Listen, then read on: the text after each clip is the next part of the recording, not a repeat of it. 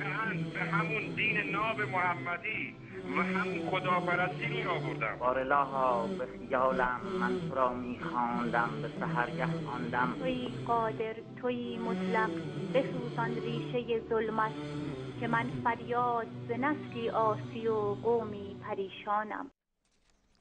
بسم الله الرحمن الرحیم. با سلام خدمت شما عزیزان بیننده شاهد برنامه زنده طلسم شکنان هستید.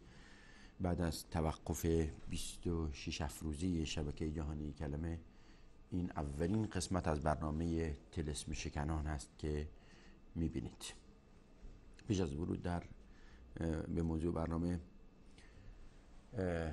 پیام تسلیت خود رو به بازماندگان حادثه پلاسکو در تهران تقدیم میکنم و از الله آرزوی مغفرت و رحمت برای مؤمنین دارم که در این حادثه از دنیا رفتند و صبر جزیل برای بازماندگان این عزیزان. به یقین این سنت خداست و خداوند بندگانش را امتحان میکنه و گاهن هم عذاب خداست.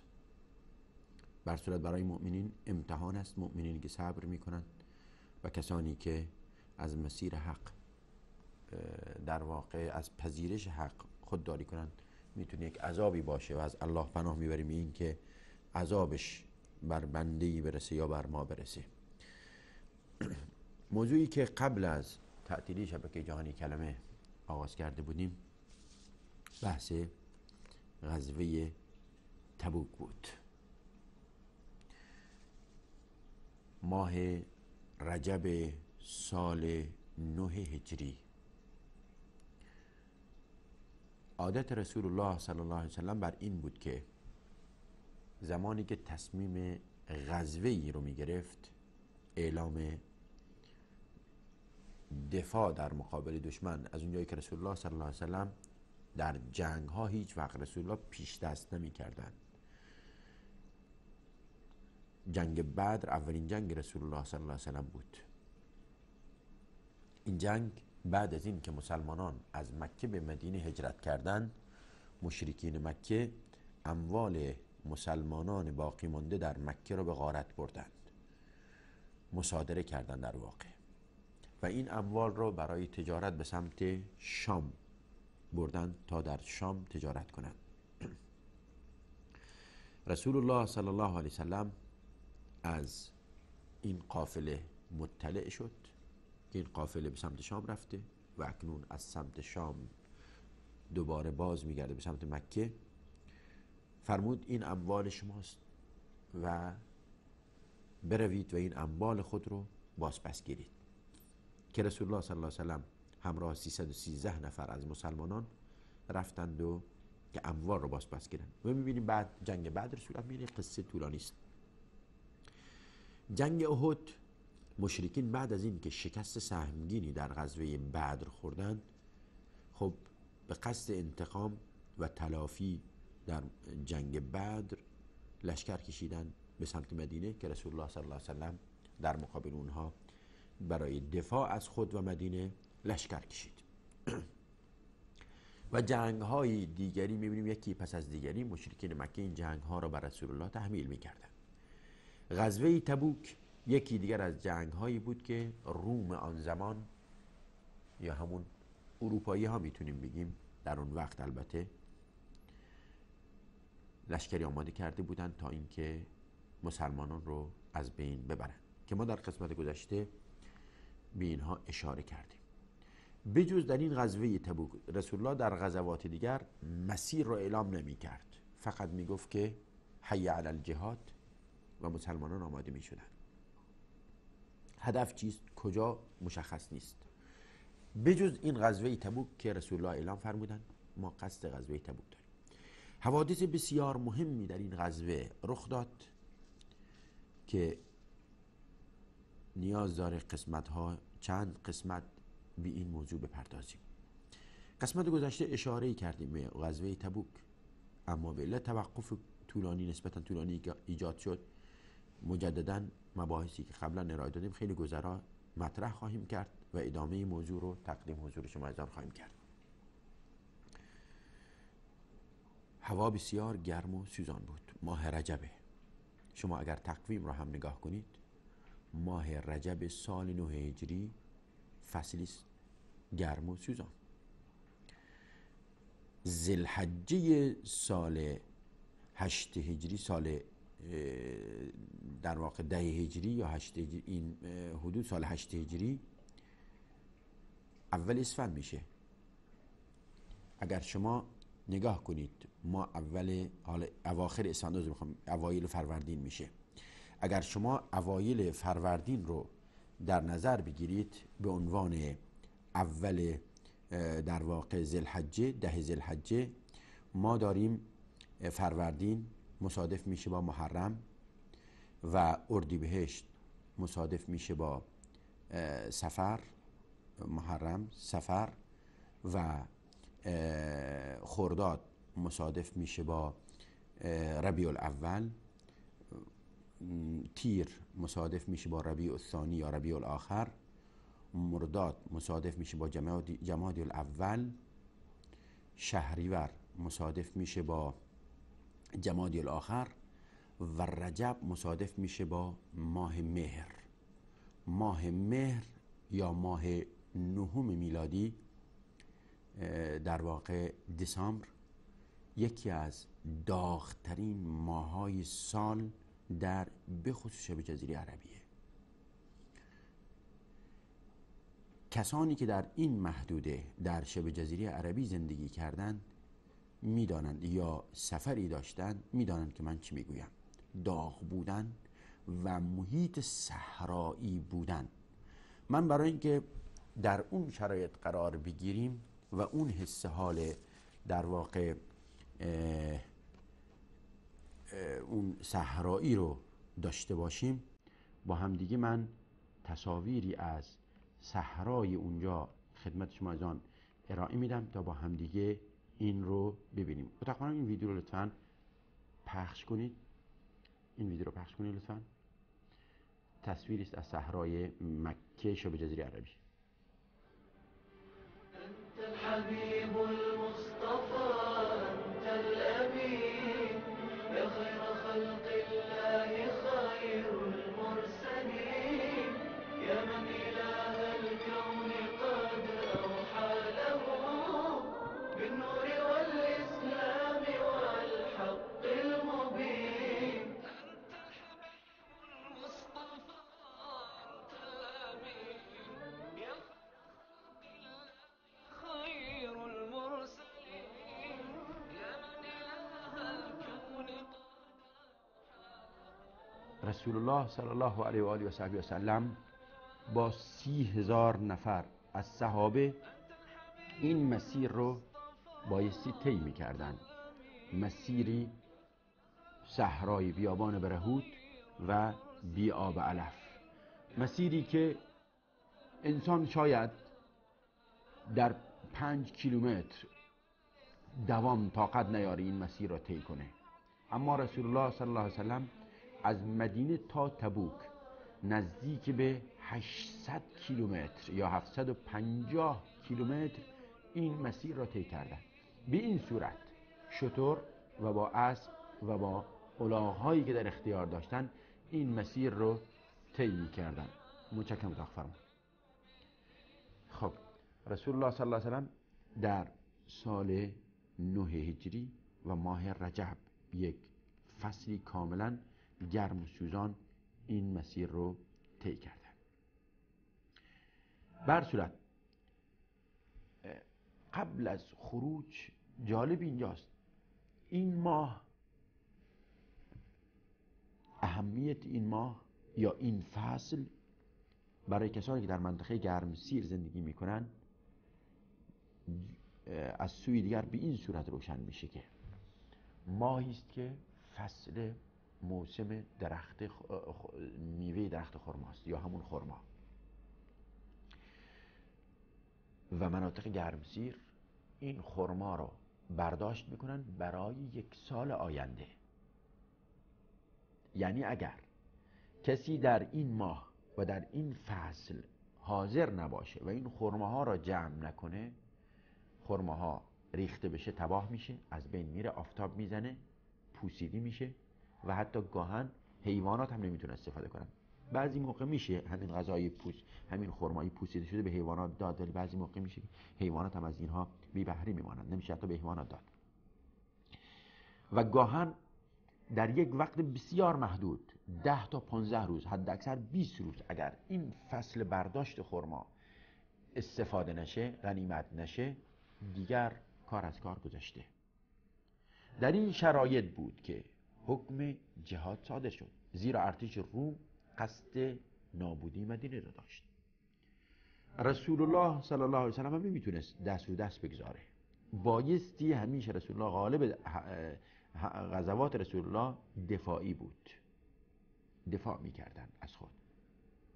خب اینجا بود که شرایط بسیار سخته، خداوند اونها رو امتحان کرد، صحابه رو امتحان کرد. وضعیت هم چون مسافت دور بود، 750 کیلومتر بود و اون هم صحرایی که ملاحظه فرمودید چه صحرای دشوار و چه صحرای بیابان برهوت بی آب و علف. محاله در این صحرا کسی پیاده، حالا در زمان ما که 5 کیلومتر 10 کیلومتر هم نمیشه این مسافت رو طی کرد، اونم در فصل گرمای تابستان بشه پیاده این مسافت رو طی کرد. خب بایستی 30,000 نفر صحابه رسول الله بودن، بایستی 30,000 وسیله سواری تهیه میشد، یا مثلا حداقل 15,000 وسیله سواری که به نوبت یکی پس از دیگری سوار میشدن. امتحان بسیار سخت بود. رسول الله صلی الله علیه و سلم اعلام همیاری کردند و فرمودند که چه کسی هست که این ارتش رو همیاری میکنه و کمک میکنه. حضرت عثمان بن عفان رضی الله عنه در این شرایط مطلع شد که جهاد اعلام شده و 200 شتر با بارش آماده قافله تجارتی و کاروان بازرگانی بود، مال حضرت عثمان. چون حضرت عثمان یکی از تجار مدینه بود. جالب اینجاست که حضرت عثمان بود که هزینه عروسی حضرت علی و حضرت زهرا را تهیه کردند و مهریه حضرت زهرا حضرت عثمان به عنوان هدیه به حضرت علی پرداخت کردند، چون از تجار بود. 200 شتر با بارش رو حضرت عثمان دستور داد که این رو وقف رسول الله صلی الله علیه و سلم بشه. اضافه بر این 100 شتر دیگر باز هم با بارش اون رو وقف رسول الله صلی الله علیه و سلم کرد. بینم اکتفا نکرد، 1000 سکه طلا، 1000 دینار که همون سکه طلا یا سکه بهارزادی خودمون میشه، معادل سکه بهارزادی خودمون، اون رو تقدیم رسول الله صلی الله علیه و سلم کرد. میدونی رسول الله صلی الله علیه و سلم چه فرمود؟ فرمود ما ضر عثمان ما فعل بعد اليوم، ما ضر عثمان ما فعل بعد اليوم. به عثمان بعد از امروز دیگه به عثمان زیانی نمیرسه.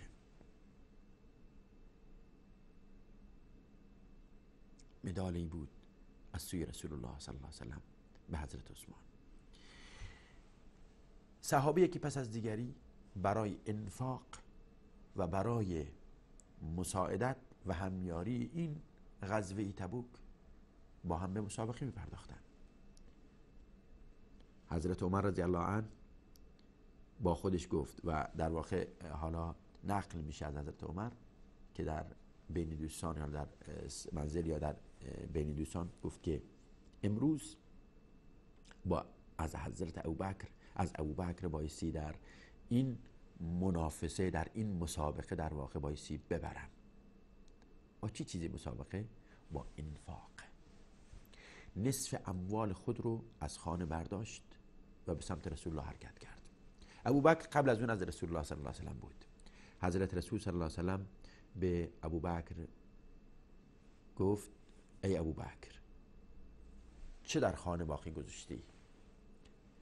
ابوبکر گفت ای رسول الله در خانه بقیت لهم الله و رسوله، الله و رسول رو به اهل منزل باقی گذاشتم. حضرت عمر رضی الله عنه اونجا گفت که با خود در واقع گفت که هیچ وقت ای ابوبکر هیچ وقت من تو رو نمیتونم در این رو نمیتونم از تو ببرم در این مسابقه. رسول الله صلی الله علیه و سلم به عمر گفت که ای عمر، تو چه چیزی در خانه باقی گذاشتی؟ عمر گفت که ای رسول الله، به همین اندازه که اینجا آوردم نصفش را در منزل باقی گذاشتم. عبدالرحمن بن عوف، طلحه، باز هم یکی دیگر از تجار مسلمانان بودند، صحابی بودند که اموال را با خود آوردند.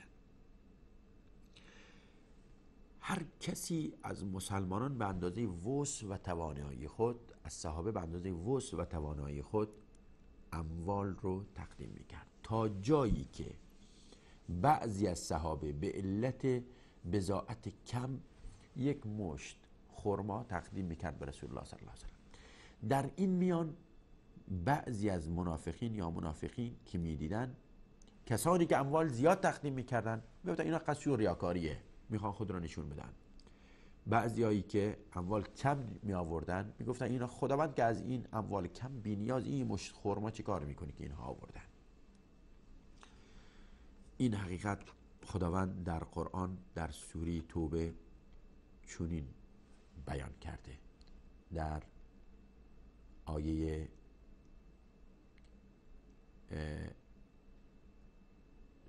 در واقع سوره توبه میتونیم بگیم غالب آیات سوره توبه در همین باره هست، درباره غزوه تبوک هست.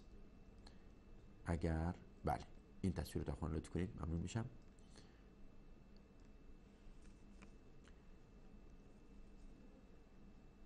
الله در مورد مستضعفین و فقرای مسلمانان که اموال نداشتن چنین میفرماید: لیس علی الضعفاء ولا علی المرضى.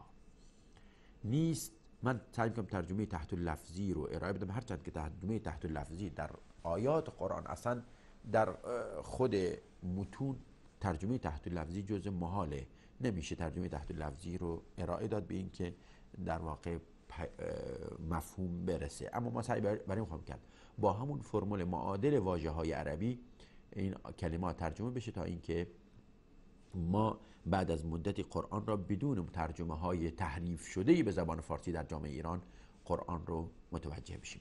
لیس علی الضعفاء، لیس یعنی نیست که همه فکر نمی کنم کسی باشه که متوجه این معنا نشه. لیس علی الضعفاء، بر ضعفا نیست، ولا علی المرضى، و بر مریضان نیست. مرضا میم را و در واقع زاد که مریض در فارسی ما به کار میره، بر بیماران و ضعفا نیست.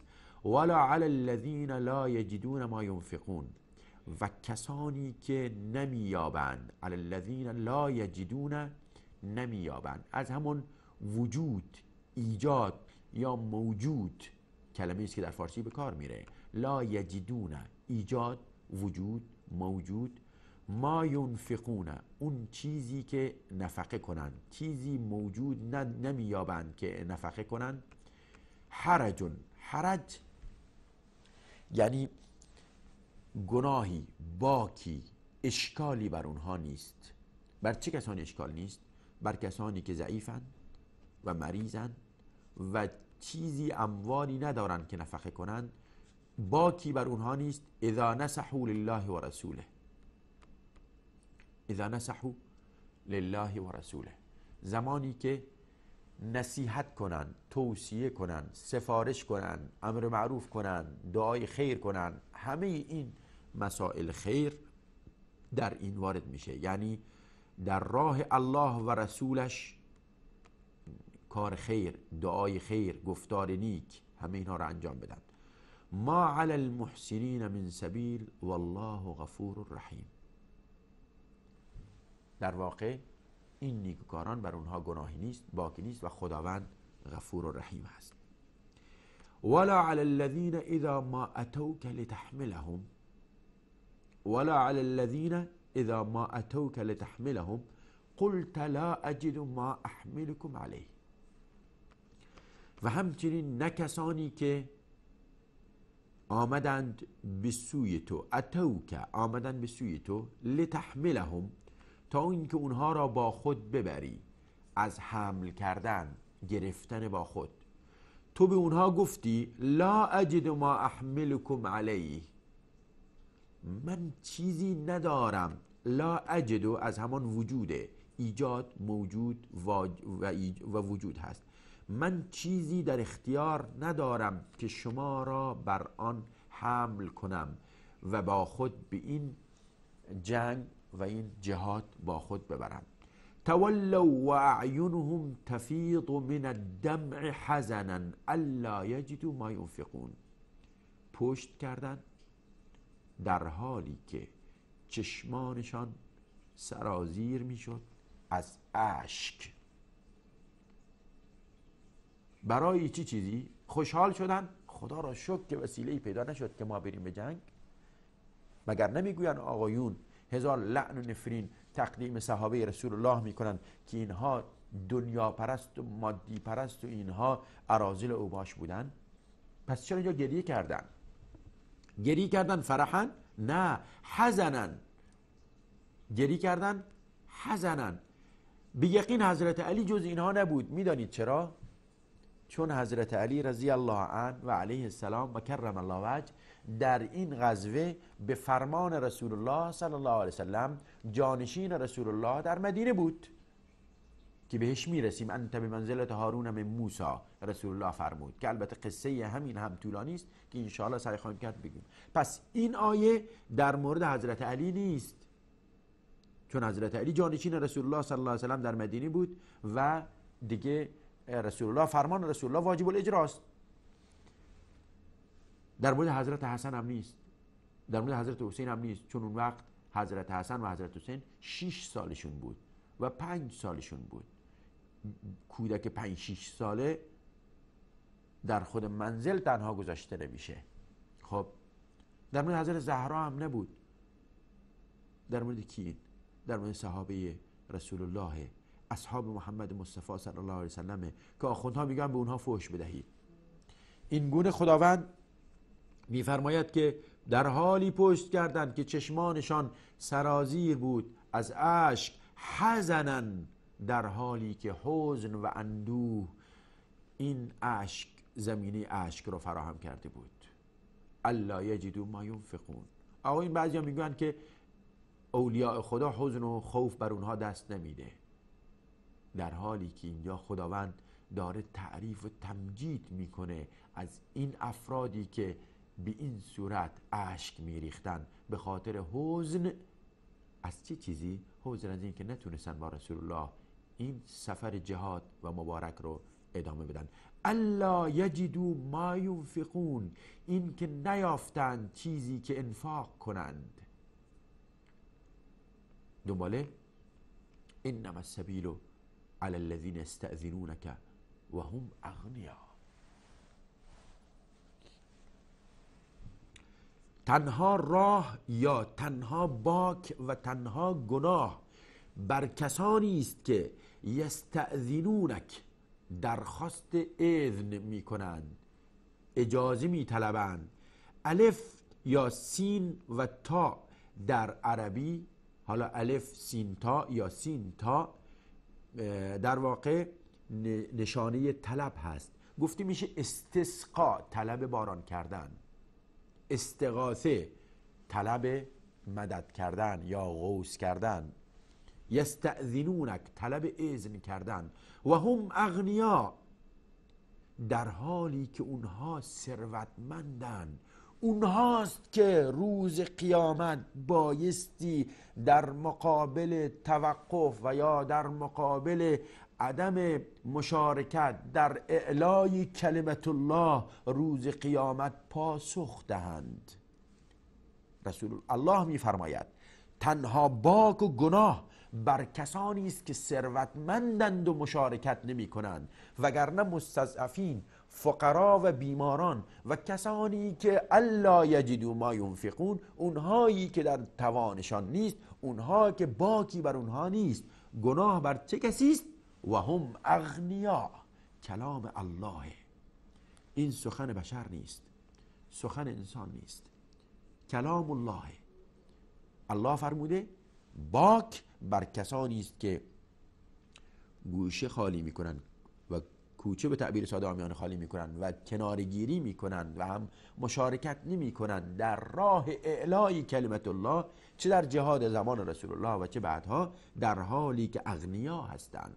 رضوا بأن یکونوا مع الخوالف، راضی شدن از این که با چه کسانی باشند. خوالف اگر خوب دقت کنید ما واژه معادل این خوالف در فارسی به کار میره. خا لام ف یا خا الف لام ف در فارسی چه چیزی این اصطلاح و چه واژه‌ای معادل این وجود داره؟ خوب فکر کنید. بله، مخالف یا اختلاف یا خلاف. مع الخوالف، اونهایی که در واقع مخالفت کردند از همراه شدن با ارتش. ببینید اصطلاحات عربی و فارسی خیلی به هم نزدیکه، نیاز هست که دقت بشه در حروف اصلی یک کلمه. و طبع الله علی قلوبهم فهم لا یعلمون، در حالی که الله بر قلب اونها مهر زد و اونها نمیدانند. این آیات رو با هم دیگه میشنویم.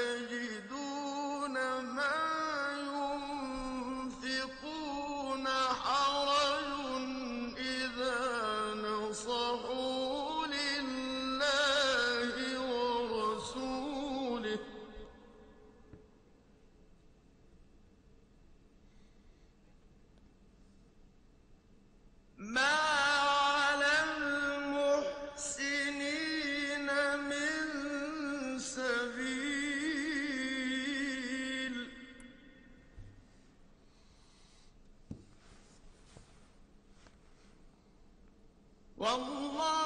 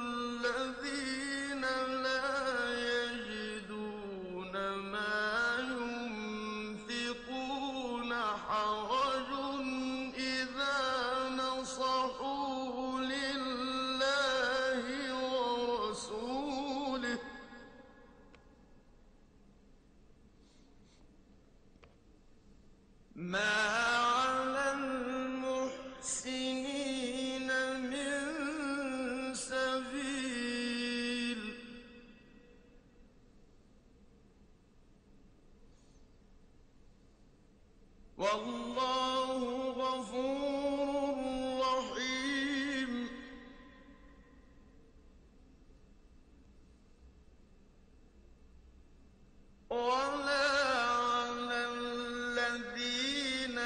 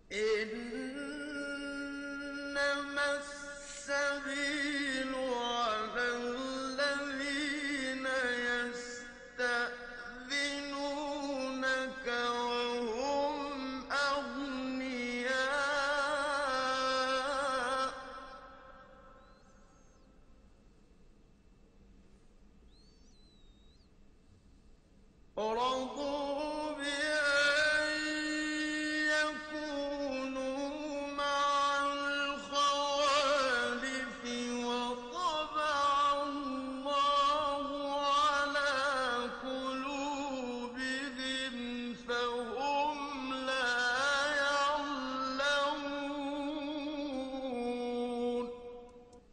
بله متشکرم اتاق فرمان. پس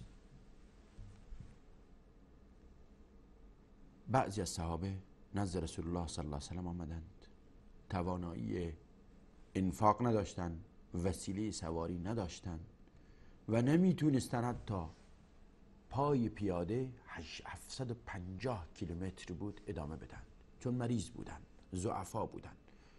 این اصحاب محمد مصطفی صلی الله علیه و آله و صحبه و سلم بودند که آقایون میگویند به اونها لعنت بفرستید تا اینکه خداوند مشکلات شما را حل کنه.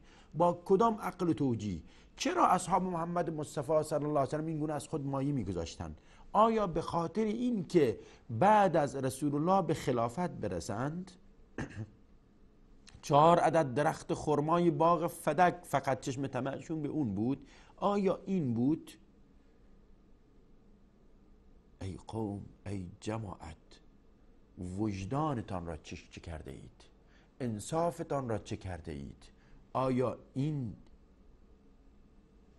هل جزاء الاحسان الا الاحسان؟ آیا این پاداش خوب اصحاب محمد مصطفی صلی الله علیه و آله و صحبه و سلم که از خود و خانواده و همه اطرافیان خود مایه گذاشتن، از روح و جان خود مایه گذاشتن تا این دین به من و تو برسه، امروز ما با لعن و نفرین پاداشش خواهیم داد؟ عجب ما ناجوان مردانی هستیم اگر پاداش این اصحاب محمد مصطفی را با لعن و نفرین دهیم. نهایت ناجوان مردی است اگر به یکی از اصحاب محمد مصطفی صلی الله علیه و سلم آدش نام دهیم.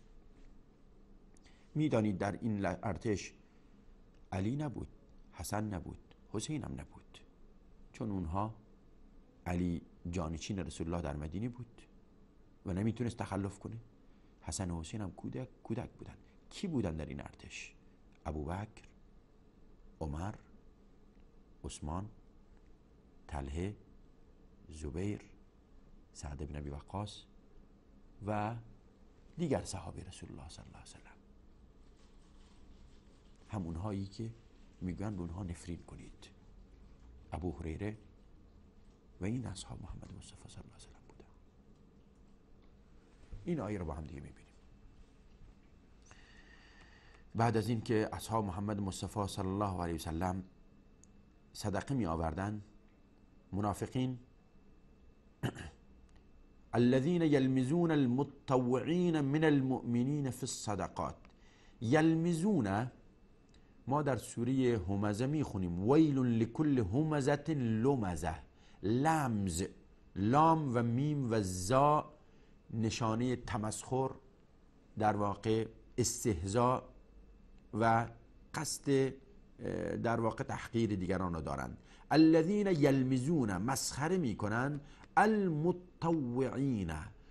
اگر به متطوعین خوب دقت بفرمایید کلمه معادل فارسی اون را پیدا خواهید کرد. حروف اصلی متطوعین چیست؟ تا و عین. تا و عین. در اصطلاح فارسی چه حرفی، چه واژه‌ای یافت میشه که تا و عین در اون زیاد باشه؟ خوب دقت کنید. بله، اطاعت کردن. متطوعین در واقع شبیه همون اطاعت معنا میده. در حال اینجا در واقع اون میتونیم بگیم که یاری دهندگان بدون چشم داشت مادی، هیچ چشم داشت مادی ندارند. متطوعین من المؤمنین، از جمله مؤمنین، فی الصدقات، در صدقه دادنشون. مسخره میکردن مؤمنین در صدقه دادن. اگر مؤمنین صدقه زیاد آورده بودن میگفتن اینا قصدشون ریاکاریه. اگر یه مشت خرما میدادن میگفتن ببینید خداوند که بی‌نیازه از این یه مشت خرمایی که اینها آوردن. والذین لا یجدون الا جهدهم فیسخرون منهم، و کسانی که به اندازه توانشان، لا یجدون از همان وجود یا موجود هست، الا جهدهم به اندازه جهد، در فارسی به کار میره جهد، سعی، تلاش، زحمت کشیدن، همون جهادی که گفته میشه، جهاد سازندگی که گفته میشه، همون جهد و جهاد همه یک معنا داره تقریبا. فیسخرون منهم، پس این منافقین اونها را به باد مسخره میگرفتن.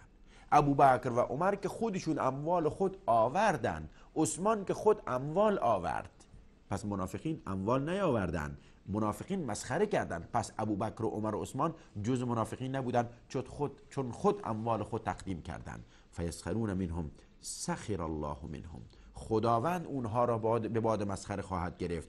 ولهم عذاب علیم، ولهم عذاب علیم، عذاب دردناکی در انتظار اونهاست.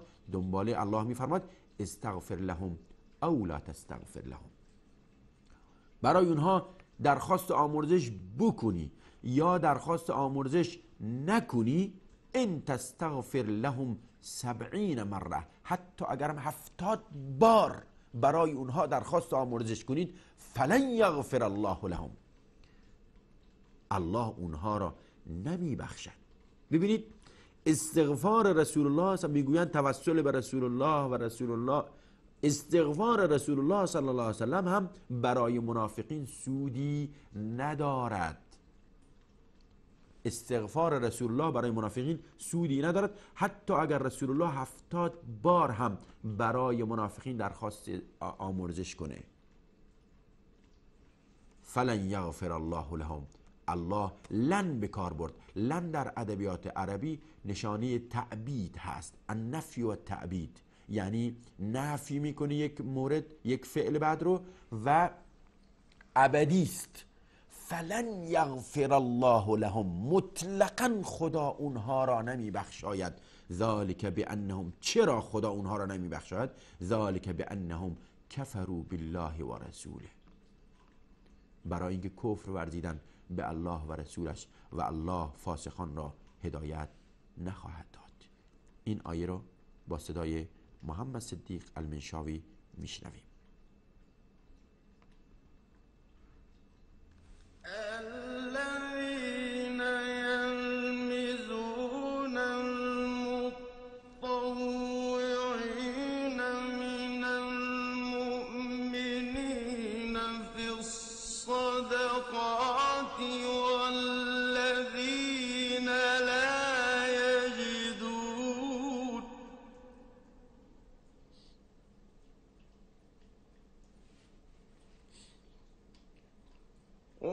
والذين لا يجدون إلا جهدهم فيسخرون منهم سخر الله منهم ولهم عذاب أليم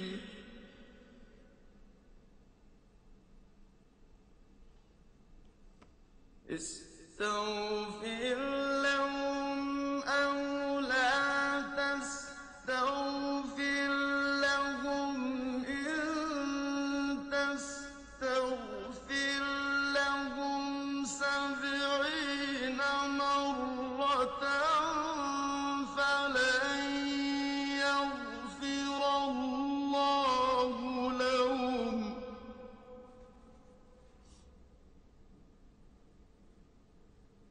ذلك بأنهم كفروا بالله ورسوله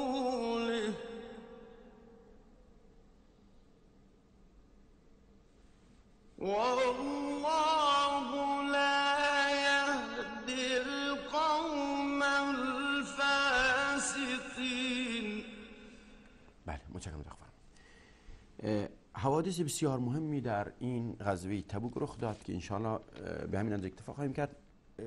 طبعا منافقین سعی میکردن که در این غزوه شرکت نکنن. یکی از بهانه‌های منافقین این بود که ای رسول خدا، ما را به فتنه نینداز، به فتنه انداختن منظورشون چی بود؟ رسول الله گفت که چی فتنه ای؟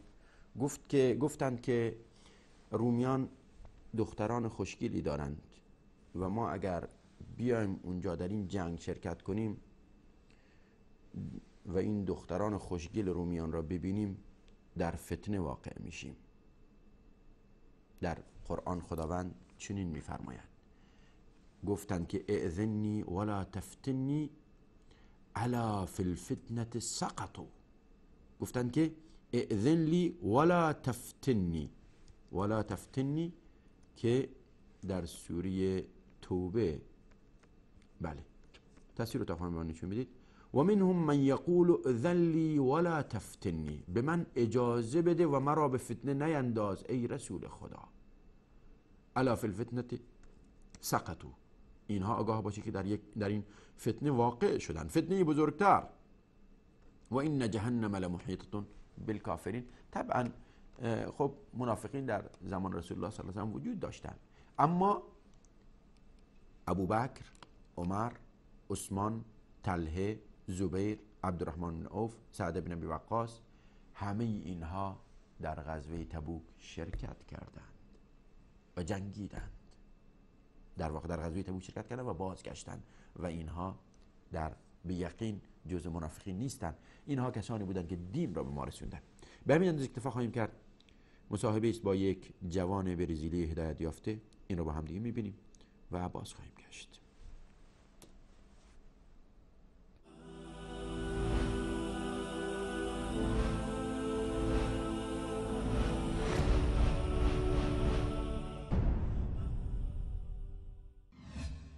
قابل توجه بینندگان عزیز، جهت همکاری مالی از علاقه‌مندان دعوت می شود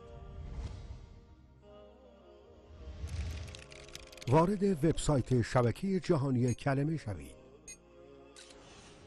به بخش کمک مالی سایت رفته و روی گزینه پیپال کلیک نمایید. مبلغ مورد نظر و مشخصات کارت خود را وارد کنید. با کلیک بر روی Agree and Continue کمک‌های شما به دست ما خواهد رسید. برای راهنمایی و دریافت اطلاعات بیشتر در این زمینه با ایمیل info@kaleme.tv یا با تلگرام @kaleme.tv مکاتبه نمایید. A Brazilian journalist active in the humanitarian field, famous for his cheerful style, has inspiring calling experiences in the World Cup in Brazil. أن تخرج من ضيق الظلماء إلى النور، أن تولد ثانية والماضي مغفور، لحظة أن تشعر بالله في قلبك يقذف بهدى، هذا ما لا يدركه وصف وشعور. يا الله إني ناديتك وسعيت، إني استهديتك فهديت، بالقرآن أنرت طريقي.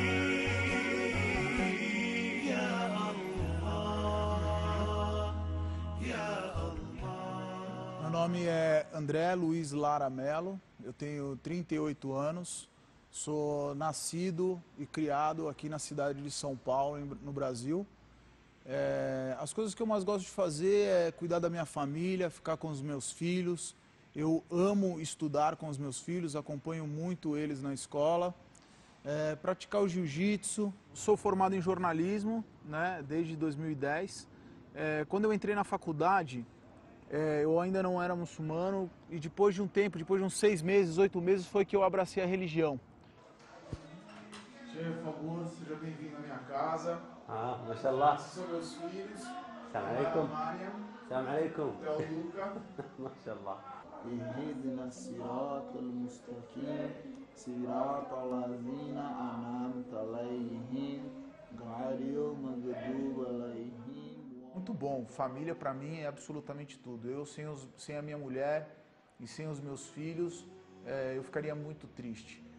Deus foi muito bom comigo, no sentido da família, porque eu sempre pedi para Deus uma boa família, sempre pedi uma boa mulher, e Deus sempre me deu isso. A minha mulher é uma mulher magnífica, me ajuda muito, ajudou muito a minha melhora, para eu evoluir também como pessoa, mas nós nos conhecemos, ficamos juntos, aí nós ficamos casados 7 anos sem ter filhos, e daí veio o Theo Luca, que é o meu primeiro filho, que eu tive com 30 anos, e depois as meninas, Manuela Marian e a Helena Lua. Tive uma mãe muito amorosa, uma mãe muito querida. Eu tenho 2 irmãs que Deus providenciou para mim, que são 2 irmãs mais velhas, que sempre cuidaram de mim. A minha faculdade que eu fiz foi a minha irmã que pagou para mim essa faculdade.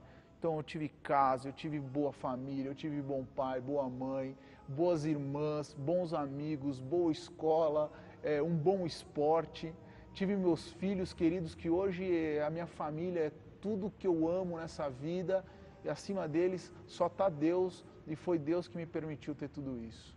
Graças a Deus eu sou crente, graças a Deus eu sigo no caminho do Islã, porque Deus é muito querido comigo, eu tenho certeza que Ele me ama muito. Então foi a primeira vez que eu ouvi falar sobre muçulmanos, e era aquele papo da mídia de muçulmanos extremistas e tal, mas naquela época eu era bem jovem, eu tinha 23 anos, eu morava na praia, em Florianópolis, eu não estava nem aí para os acontecimentos políticos do mundo. Então, na verdade, aquilo eu ouvi falar, mas nunca me chamou a atenção, nunca me prendeu a atenção para a religião. O que me fez vir para o Islã mesmo foi que eu sempre fui um homem muito religioso. A minha mãe é uma cristã fervorosa, e minha mãe sempre exigiu, dentro da nossa educação em casa, que nós seguíssemos os ensinamentos do profeta Jesus. وفي يوم من الأيام وهو أمام التلفاز حدث نفسه أن يبحث عن الإسلام بدون أي مقدمات فذهب للإنترنت وبدأ يبحث فوجده في أحد المواقع. Tinha o telefone de uma federação muçulmana aqui de São Paulo. Então eu liguei nessa federação e peguei informações de como eu poderia fazer para conhecer mais a religião, e na época era um senhor que era professor de religião, ele chamado Abdul, que ele era um sudanês. Alô? Por favor, gostaria de informações sobre a religião islâmica? Não, eu sou brasileiro, não sou de família muçulmana, mas eu quero saber a respeito da religião, eu tenho interesse em me tornar muçulmano, eu quero saber se eu posso me tornar muçulmano, quero saber onde eu posso rezar, realmente informações básicas, porque eu não sei nada, e esse foi o primeiro lugar que eu encontrei para conseguir essas informações. E aí, quando chegou o Natal, eu virei para os meus amigos e para a minha família e falei assim, a partir de hoje eu sou muçulmano. E todo mundo deu risada, ninguém acreditou, até eu achava engraçado o que eu estava falando, porque eu não sabia o que eu estava fazendo, mas de qualquer forma eu fui lá, raspei minha cabeça, raspei o cabelo todo, assim, fiquei bem careca, porque eu queria me purificar, eu queria mostrar para mim mesmo, acho, de que eu estava limpo, de que eu estava começando uma nova vida, porque eu estava fazendo a escolha de entrar para uma religião e de seguir como crente no caminho de Deus. Então eu passei ali o final do dezembro, o mês de janeiro inteiro, sem saber direito o que era religião, até que em fevereiro, no mês de fevereiro, eu fui até a tal federação muçulmana, conversar com o professor Abdu. بإذن الله متجهين أنا وأخوي أندري إلى المسجد اللي نطق فيه الشهادة ودخل في الإسلام. كيف وصلت إلى هذا المسجد وماذا حدث بالضبط عندما نطقت بالشهادة؟ Bom, na verdade, eu tinha passado já na federação e conversado com o professor Abdu, e ele disse para eu vir aqui porque teria um grupo de divulgação, eram alguns paquistaneses. Quando eu cheguei aqui, foi a primeira vez que eu entrei, na verdade eu entrei pela porta da frente ali, e quando eu olhei, eles estavam todos juntos assim, eles estavam em uma rodinha, aqui meio que no meio da mesquita. E eu cheguei para conversar com eles, eles falavam inglês muito bem. Eu comecei a conversar em inglês com eles, expliquei o que tinha acontecido. E aí ele pegou e me levou para o canto ali, onde hoje tem umas cadeiras, mas não tinha nada. Até o tapete aqui mudou bastante a mesquita. Aí eu sentei ali com ele e ele falou para mim, perguntou se eu já tinha feito a charrada. Eu falei, eu fiz ali. Ele falou assim, não, mas você vai fazer a charrada de novo. Aí ele fez a charrada comigo e depois ele começou a me explicar sobre a religião. O André, depois do Islã, é um André muito mais, que se analisa muito mais, eu analiso minhas ações muito mais. Hoje em dia, com certeza, a religião só acrescentou para mim e eu sou muito melhor. أخي أندري، نحن برنامج بالقرآن اهتديت ونتكلم عن القرآن. أريد أن أعرف ماذا يمثل القرآن في حياة أندري. Sheikh, a importância do Alcorão na minha vida é muito grande. Eu tenho um Alcorão meu particular que eu não empresto, não dou na mão de ninguém, que é o meu, que fica do lado da minha cama. E também o Alcorão me fortalece no caminho de Deus. E eu gosto muito também de Ikhlas, porque fala da unicidade de Deus.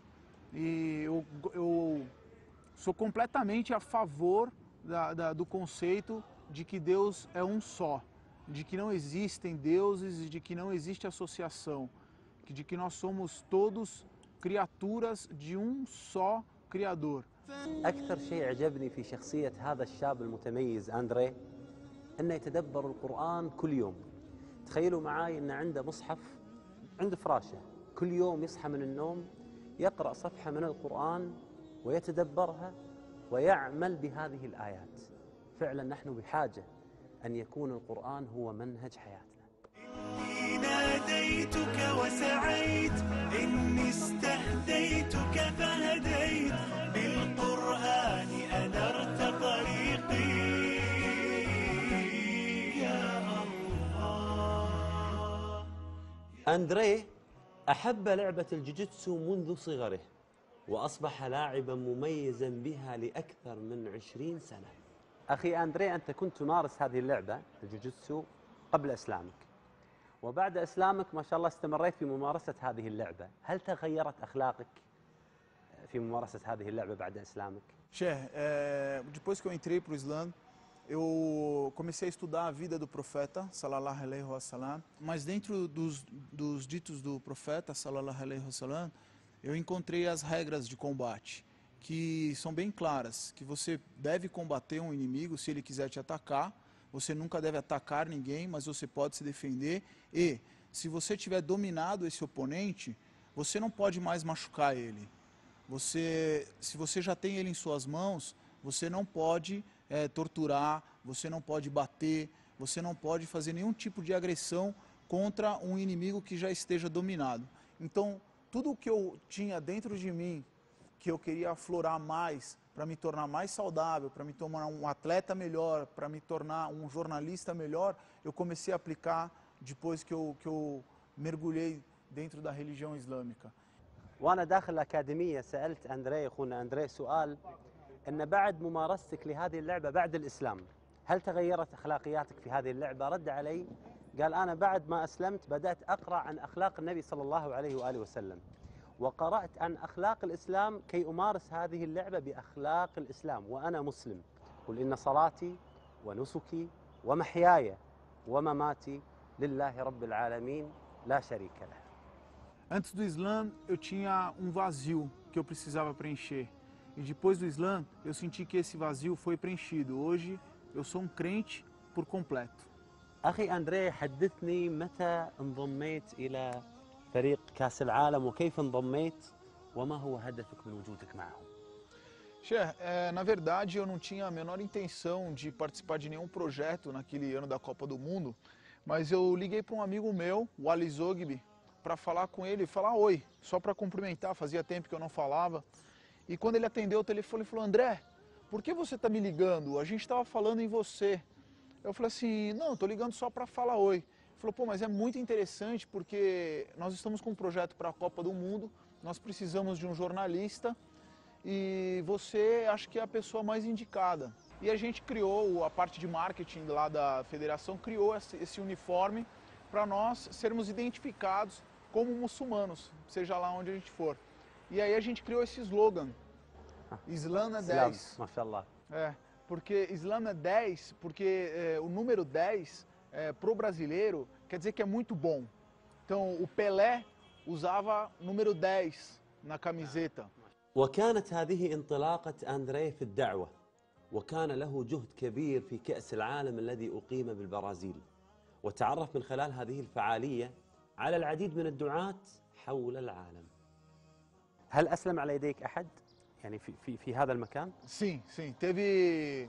Tiveram algumas conversões, algumas pessoas se converteram no momento que a gente estava lá, porque a intenção era falar da religião, não era converter ninguém, né? Porque quando Allah quer, Ele converte.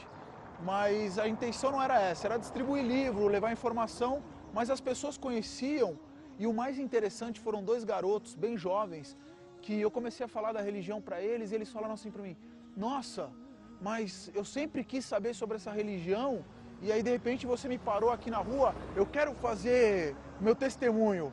Eu falei, então tá bom, então vamos. Aí os 2 garotos fizeram testemunho comigo nas câmeras, e foi uma história muito legal, assim, que ficou gravado. Em relação ao Islã, eu acho que falta muita informação ainda, principalmente em português. Tem muita coisa que, mas às vezes, mistura o português com o árabe, e isso complica muito a vida do brasileiro para poder ter um entendimento mais claro sobre a religião. Bom, viver numa sociedade aberta como a sociedade brasileira, eu acho que põe a gente num desafio muito grande em você escolher o que é lícito e o que é ilícito. Aqui, se você quiser fazer alguma coisa que é ilícita, ela está perto e é muito fácil de conseguir. Mas daí é que entra a sua crença, é que entra a sua fé e o seu pacto com Deus. Quando você tem a chance de ter a liberdade de escolher o que você quer fazer, e você escolhe o certo. Porque eu tenho a liberdade, mas eu me concentro no caminho de Deus e eu não vou para o lado errado. هذا هو السعي الحقيقي للهداية. كثير من الناس سواء من المسلمين أو غير المسلمين يتمنى الهداية ويطمح لها، لكن الهداية تحتاج إلى إرادة وإلى سعي، مثل ما فعل أخونا أندريه. يقول الله سبحانه وتعالى، واسمع هذه الآية، يقول: ومن أراد الآخرة وسعى لها سعيها وهو مؤمن، وسعى لها سعيها وهو مؤمن فأولئك كان سعيهم مشكورا.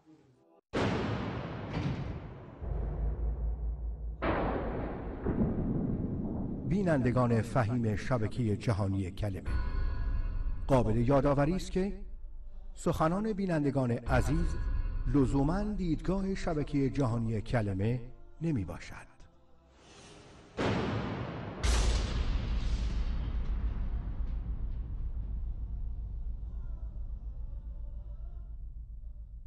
و واقعا به همون دین ناب محمدی و هم خداپرستی می آوردم. بارالها به خیالم من تو را می خواندم، به سحرگه خواندم. تویی قادر، تویی مطلق، بسوزان ریشه ظلمت، که من فریاد ز نسلی عاصی و قومی پریشانم. با سلامی دوباره خدمت شما زنی بیننده، شاهد برنامه زنده طلسم شکنان هستید. در این بخش صدای گرم شما اذان را خواهم شنید. سوالی که مطرح میشه پیرو آیاتی که در مورد غزوه تبوک ارائه شد، به این که اصحاب محمد مصطفی صلی الله علیه وسلم این گونه از خود مایه گذاشتند: ابوبکر، عمر، عثمان، طلحه، زبیر، سعد بن ابی وقاص، ابو هریره، دیگر صحابه رسول الله صلی الله علیه و این گونه از خود مایه گذاشتند. آیا این افراد و همراه منافقین در مدینه نموندن، بلکه اموال خود را هم تقدیم کردن؟ برای چی چیزی این اموال را تقدیم کردن؟ برای اینکه بعد از رسول الله خلافت را به عهده بگیرن؟ یعنی علم غیب داشتن که شهید نمیشن و کشته نمیشن در این جنگ ها، یا نه علم غیب نداشتن؟ سوالی که مطرح میشه و این که بعضی از صحابه رسول الله به علت بضاعت کم گریه میکردن، اشک میریختن که نمیتونن چیزی رو وقف کنن، چیزی رو خرج کنن تا اینکه همراه رسول الله صلی الله علیه و سلم به جهاد برن. برای چی چیزی صحابه رسول الله صلی الله علیه و سلم این همه شور و شوق داشتن که همراه رسول الله صلی الله علیه و سلم پیکار کنن، نبرد کنن و برای دین خدا خود را وقف دین خدا کنن؟ برای 4 عدد درخت خرما بود یا برای خلافت بعد از رسول الله بود؟ در این باره اظهار نظر شما اظهار خواهم شنید. اولین بیننده اگر اتاق فرمان لطف کنید، ما صدای اولین بیننده را خواهیم شنید. جناب آقای حسینی، سلام بر شما. خب آقای مسعود رو وصل کنید. آقای مسعود سلام بر شما، بفرمایید. آقای مسعود سلام بر شما. الو. سلام آقا مسعود، بفرمایید. سلام علیکم. ممنونم، شما خسته نباشید. صداش نمیخواستم در مورد صدیق اکبر یک مطلبی حدیثی رو نقل کنم اگه اجازه بدید. بفرمایید. در حدیث اومده که حضرت ابن عمر ما میفرماید یک مرتبه حضرت ابوبکر صدیق در کنار رسول خدا صلی الله علیه وسلم نشسته بود و یک عبای به جای دکمه دو طرف گریبانش را با چوب باریک یا خاری بسته بود و بعد فرمود که این حدیث درسته یا نه، که در همین اثنا حضرت جبرائیل علیه السلام آمد و سلامی از طرف الله تعالی به پیامبر رساند و گفت یا رسول الله، چه شده که بر تن حضرت ابوبکر عبایی را میبینم که دو طرف خار بسته است؟ رسول خدا صلی الله علیه وسلم فرمود ای جبرائیل، داراییش را قبل از فتح مکه بر من خرج کرده است. حضرت جبرائیل فرمود به او بگو که الله تعالی تو را سلام رسانده و پرسیده است که آیا در این حالت فقر و تنگدستی از من الله راضی هستی یا ناراضی؟ رسول الله صلی الله علیه و سلم رو به حضرت ابوبکر فرمود این جبرائیل است که آمده و سلامی از جانب پروردگار به تو میرساند و این که الله تعالی میفرماید آیا تو در این حالت فقر و تنگدستی خیش از من الله راضی است یا ناراضی؟ حضرت ابوبکر صدیق رضی الله عنه به گریه افتاد و فرمود آیا از پروردگارم ناراضی شوم؟ من از پروردگارم راضی هستم، من از پروردگارم راضی هستم. دوبار این جمله را تکرار کرد. راستی چه بزرگوارانی بودند و چه خدمتی به اسلام و با این حال از الله خود تشکر کرد. بله. الله خود راضی بود. آقا مسعود عزیز، من تشکر جان. آیا متن عربی این روایت الان در اختیار دارید یا خیر؟ متنش ندارم ولی بله. سندش نوشته اخرجو ابو نعیم فی العلیه جلد 7. طبعا نیاز هست که ما برای هر حدیث، درست فضایل حضرت ابوبکر صدیق رضی الله عنه است، من شخصا متن این حدیث رو ضعیف میبینم، اطلاع ندارم از این حدیث، ولی چون احادیث پیامبر یک سبک و یک بر صورت محتوای خاصی داره، از کسانی که در حدیث اطلاع دارن به راحتی میتونن تشخیص بدن، ولی برای اینکه ما بتونیم از صحت و سقم این حدیث اطلاع پیدا کنیم لازمه اینه که متن حدیث، متن عربی حدیث رو در اختیار ما بذارید یا کلیدواژه‌ای بفرمایید تا اینکه بتونیم اون حدیث رو پیدا کنیم. اما من احساس می‌کنم این حدیث ضعیفه از نظر سندیت. درسته فضایل حضرت ابوبکر صدیق است اما ضعیفه از نظر من، احساس می‌کنم. ولی نوشته که در فضایل صحابه اومده، کثیر هم اینو تصحیح کرده، شیخ طبرانی کلا چیزش بله. آدرسشو نوشته کلا. بله، تا متن عربی و سندش در اختیار ما قرار نگیره چون ما که متنشو پیدا کنم حتما متن عربیش رو لطف بکنید در اختیار ما بذارید، چون ما خدا نگهدار شما. و این نقطه قدرت اسلامه که قرار نیست چون ما ابوبکر رو دوست داریم پس روایاتی که در مورد فضایل ابوبکر صدیق رو بپذیریم. نه خیر، قرار ما حقیقت رو بپذیریم، در مورد ابوبکر باشه، در مورد علی باشه، در مورد عمر باشه، در مورد عثمان باشه، در مورد فاطمه باشه، در مورد عایشه باشه، حقیقت رو بایستی پذیریم. به همین خاطر در جالب اینجاست که فکر کنم زهری باشه یا ذهبی میفرماید که ان هذا دین فانظروا عمن تأخذوا دینکم، این دین خداست پس بنگرید که این دین رو دارید از چه کسی میگیرید.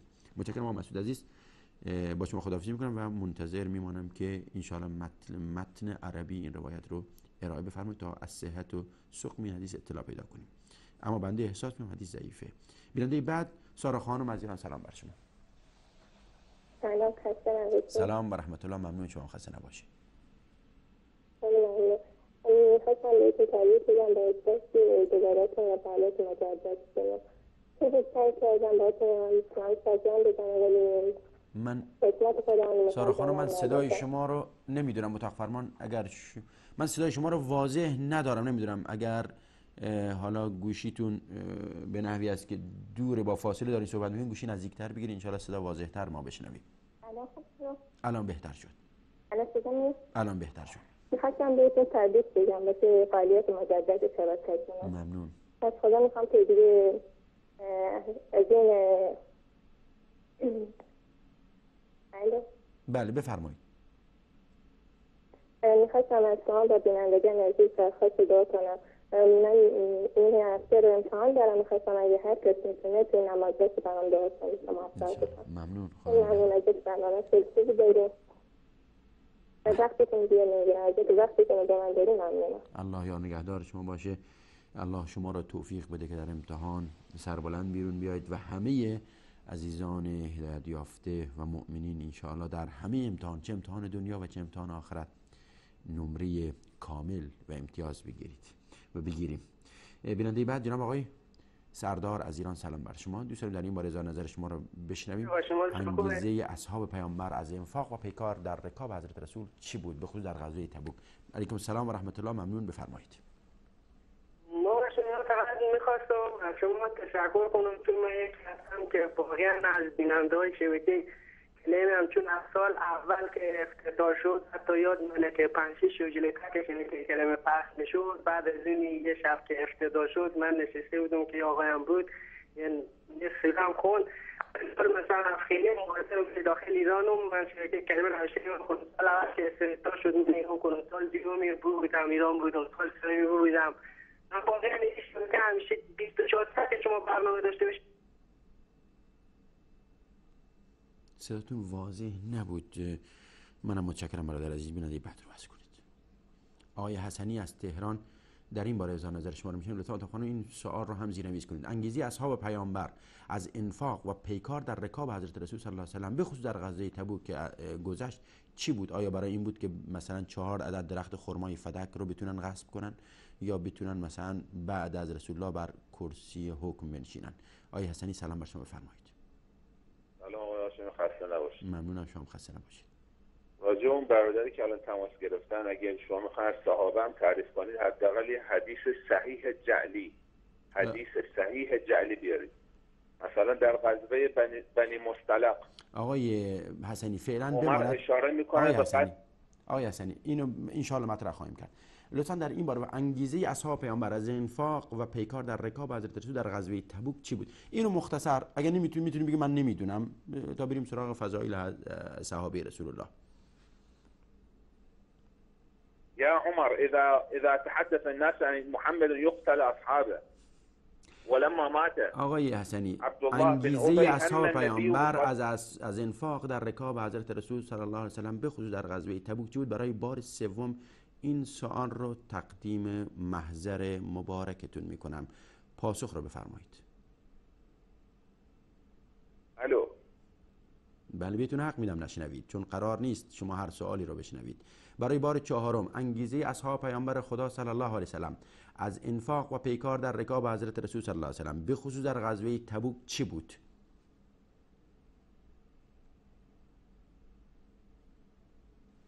پشت خط هستن. ما تا زمانی که قطع نکردن منتظرشان میمونیم اگر اینکه خودشون تشریف ببرن. بله اینجا جناب عمر به پیامبر چی میگه؟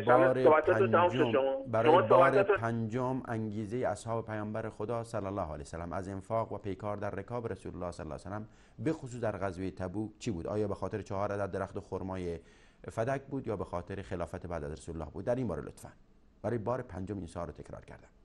استغفر لهم همین راجع به همین آیه که الان بیننده بعد رو بدید. خانم فهیمی از امارات سلام بر شما بفرمایید. سلام علیکم استاد محترم برادر دینی ما. سلام و رحمت الله. خدا را شکر که شبکه باز دوباره روشن شد چراغای خانه کل مسلمانان. ممنون. برادر ما شما چراغای کل خانه مسلمانان است. خداوند شما را کم نکنه. خدایا ما دعا میکنم که این شبکه را عمری بانه برادر ما و این آخونده های نجس رویشان سیاه شد که این شبکه را میگفت که وهابی ها از سعودی کمک میده.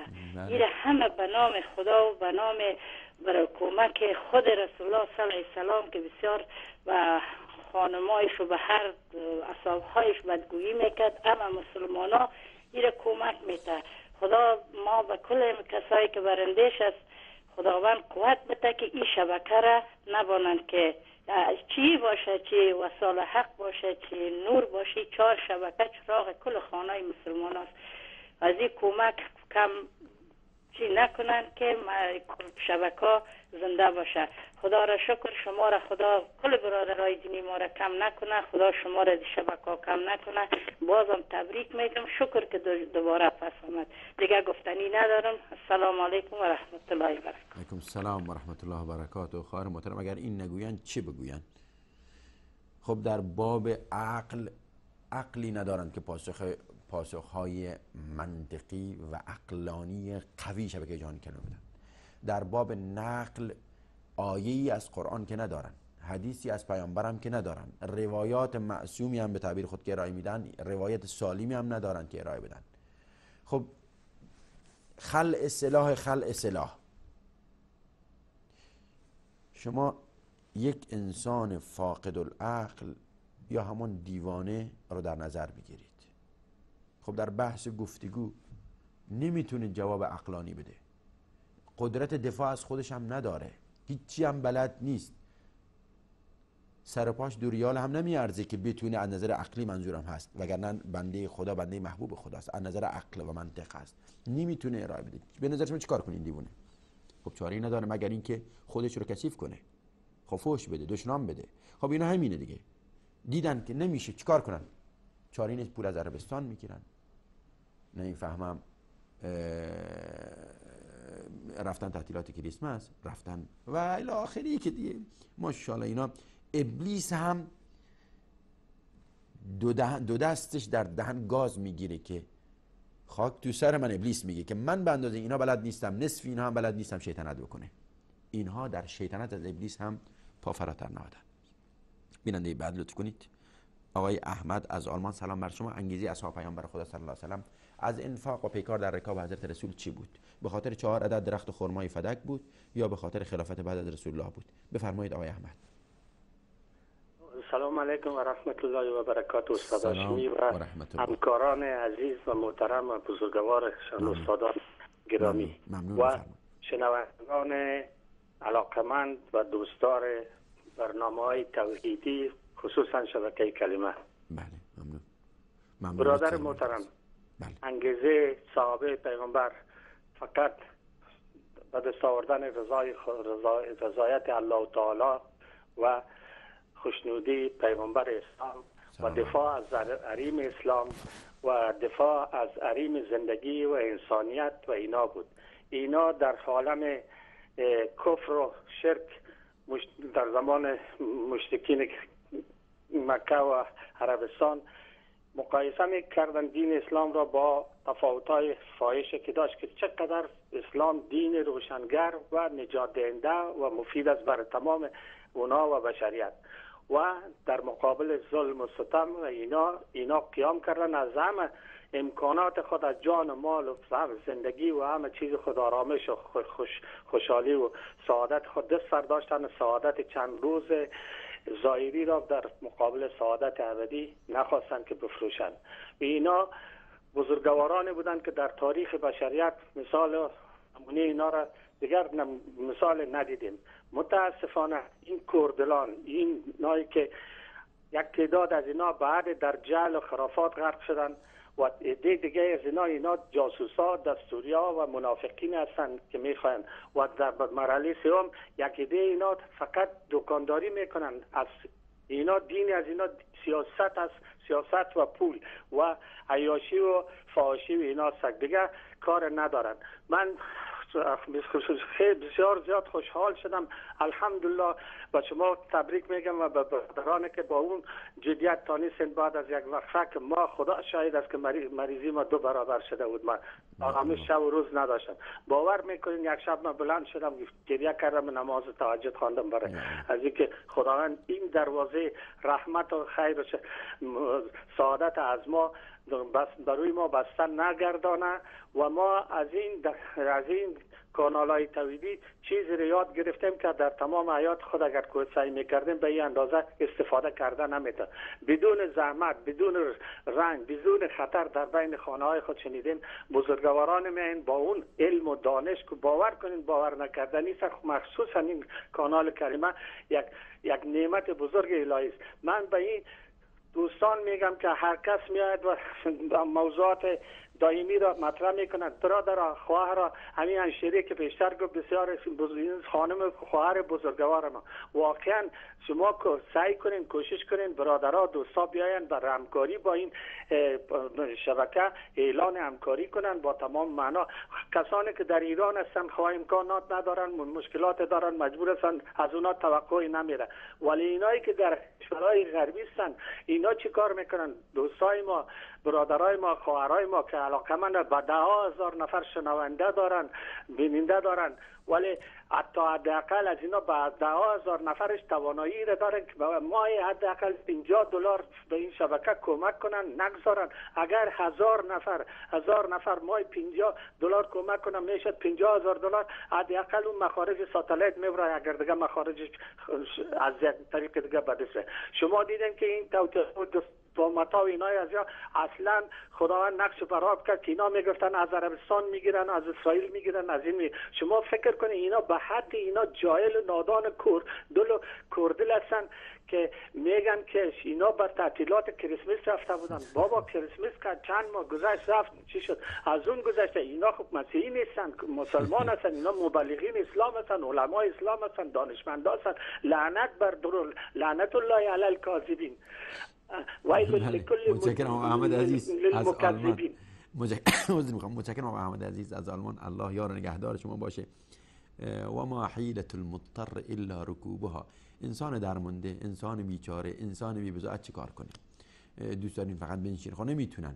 قسم یاد کردن که بایستی با حق و حقیقت خدا مبارزه کنن. متشکرم آقا احمد، با شما خداحافظی میکنم با عرض پوزش به علت محدود وقت و تماس بینندگانی که پشت خط منتظر هستن با شما خداحافظی میکنم. بیننده بعد آقای عبدالله از ارومیه در این باره اظهار نظر شما رو میشه. انگیزه اصحاب پیامبر خدا صلی الله علیه و سلم از انفاق و پیکار در رکاب حضرت رسول الله صلی الله علیه و سلم به خصوص در غزوه تبوک برای چه چیزی بود؟ آیا برای این بود که 4 عدد درخت خرمای فدک به دست بیارن، یا برای خلافت بعد از رسول الله بود، یا برای این بود که دختر رسول الله را به قتل برسونن؟ در این باره به تعبیر آقایون طبعا در این باره اظهار نظر شما آقای عبدالله از ارومیه خواهیم شنید.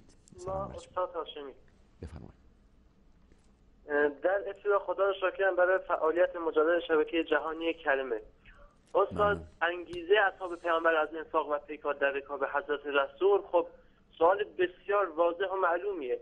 میشه از چند بود به این موضوع نگاه کرد. اولین بودش که معلومه برای رضایت الله متعال، یعنی هر چیزی که خارج از هدف انسان، خارج از این باشد که رضای الله را کسب نکند، این کار درست نیست. یعنی هر چیزی باید فقط برای رضایت الله باشد در مرحله اول. خب انگیزه بعدی اصحاب پیامبر از انفاق در رکاب رسول صلی الله علیه و سلم، اولش که گفتیم رضای الله و بعد رضای رسول خدا صلی الله علیه و سلم. خب معلومه استاد هاشمی این روابط که تماس میگیرن، خب معلومه چیزی برای گفتن ندارن، اصلا کلا یه جوری در باطلاق گیر کردن که فقط تماس میگیرن که احساس میکنن که بله چه مطالب علمی رو میخوان بیان کنن.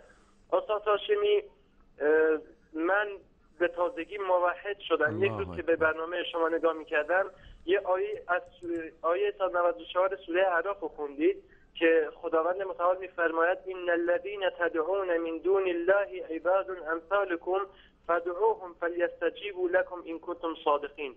به خدا قسم که این آیه یک جوری به من تاثیر گذاشت که آن وقت معنای واقعی توحید رو واقعا دونستم که توحید چیه. به خدا قسم که خانواده‌ام از پدرم، از مادرم، خواهرم همگی موحد شدن.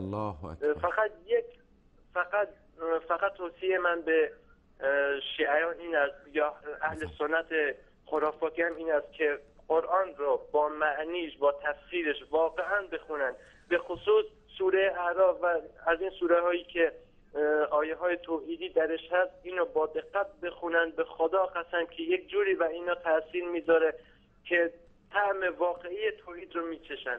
خب بیشتر از این وقت برنامه‌تون رو نمیگیرم. خدا یار و نگهدارتون. ممنونم آقا عبدالله عزیز. الله یار و یاور شما و سربلند و موفق باشید شما و خانواده موحد محترمتون. آنهایی را که غیر از خدا میخوانید، ببینید آقای مکارم شیرازی هم اینجا نتونست کاری کنه عوض کنه هیچی.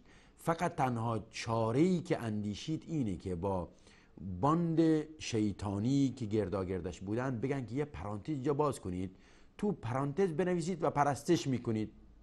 خب بالاخره هواداران ما راحت میشه سرشون کلاه گذاشت، اونها را فریب داد که منظور از این غیر خدا میخوانید همان پرستش هست، میشه سر مردم را کلاه گذاشت.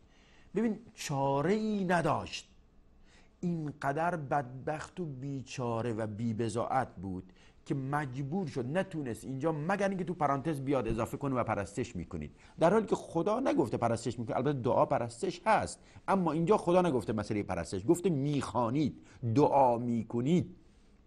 خب شما پرانتز رو نادیده بگیرید، چون پرانتز همه میدانند، در همه خدا را شکر که اینجا نتونست این دستبرد بزنه، هرچند جاهای دیگر دستبرد میزنه به کلمه قرآن، اینجا نتونست دستبرد بزنه. همه میدانیم که در پرانتز ترجمه اون آیه نیست، برداشت خود مترجم هست. شما اون برداشت مترجم رو نادیده بگیرید، آقا برای خودش فهمیده، خیلی هم غلط فهمیده. آنهایی را که غیر از خدا میخوانید بندگانی همچون خود شما هستند، آنها را بخوانید و اگر راست میگویید باید به شما پاسخ دهند. ان الذين تدعون من دون الله، هر کسی که دون الله باشه و شما اونها را صدا میزنید بندگانی انسانهایی مانند خودتان هستند.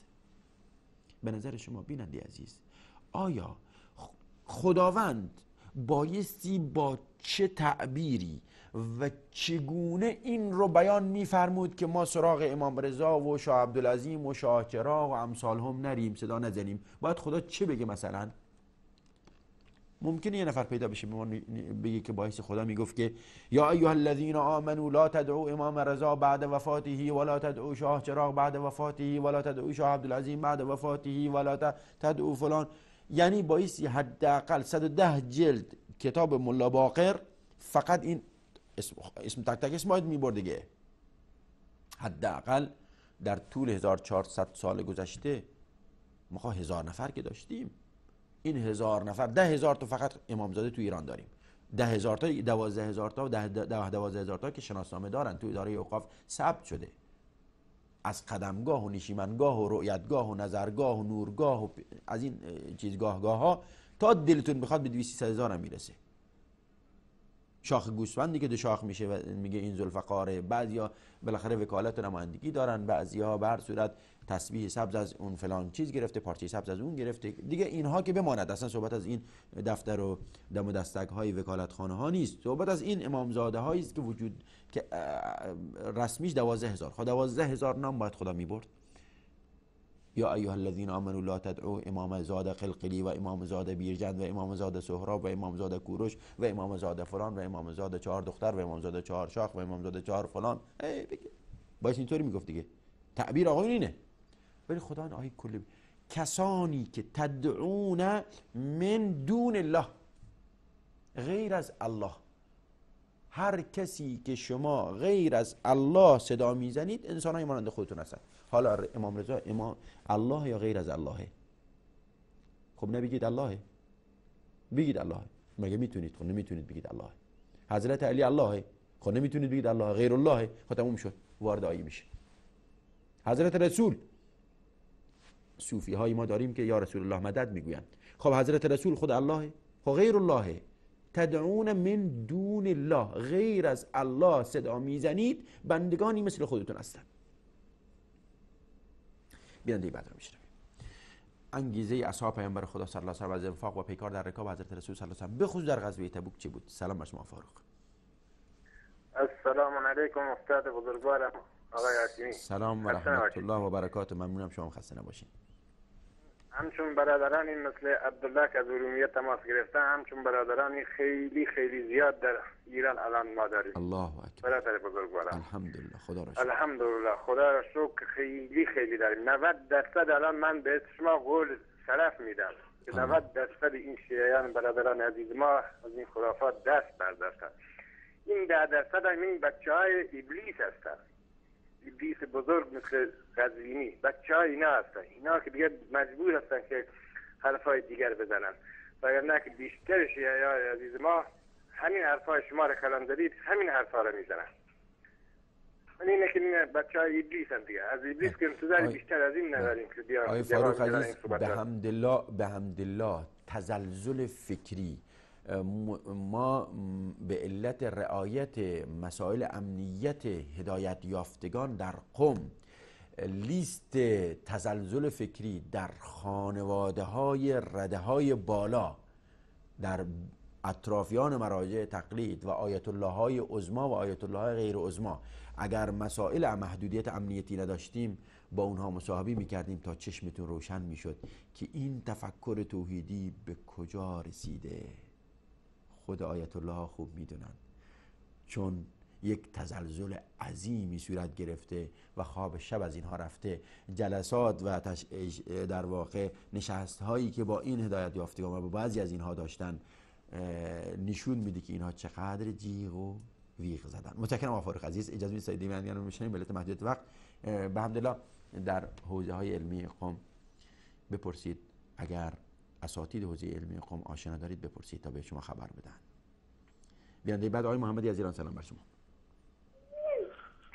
الو، سلام آقای محمدی، بفرمایید. خیلی مختصر لطفا. سلام آقای هاشمی، خوب هستین؟ سالمین؟ سلامتی؟ ممنون، خدا را شکر.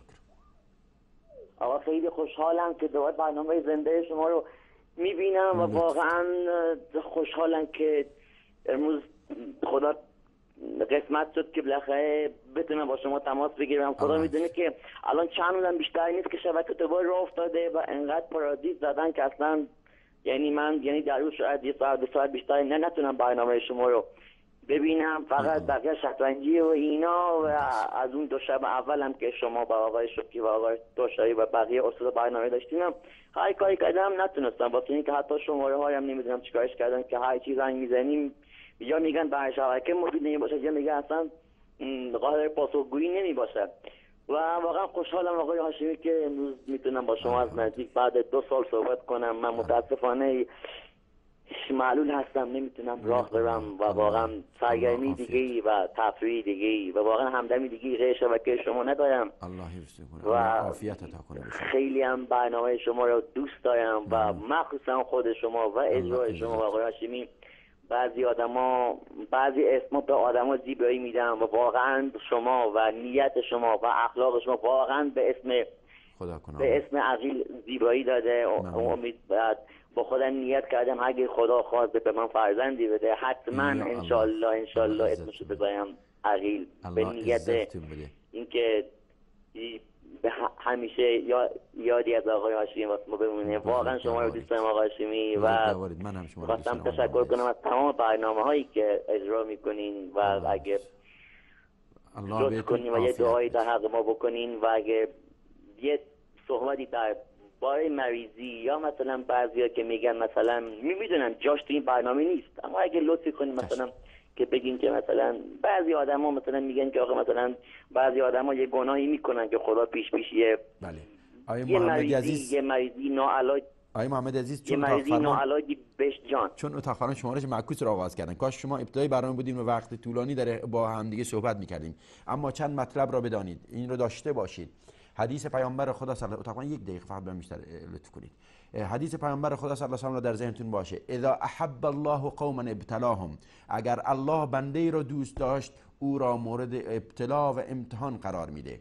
همه پیامبران یا به تعبیر دقیق‌تر 90% پیامبران در مشکلات و مصیبت‌ها دست و پنجه نرم می‌کردن. حضرت ایوب فرزندانش یکی پس از دیگری از دنیا رفت، اموالش یکی از بین رفت، چنان بیماری گرفت بوی متعفنش که حتی همسایگان هم تحمل بوی تعفن حضرت ایوب را نداشتند. او را در پارچه‌ای پیچاندن و بیرون از شهر پرتاب کردن، انداختن. 18 سال در این شرایط فقط صبر کرد. نهایت امر میدانید چی گفت؟ روش نمیشد از خدا بگه خدای اینو به من بده.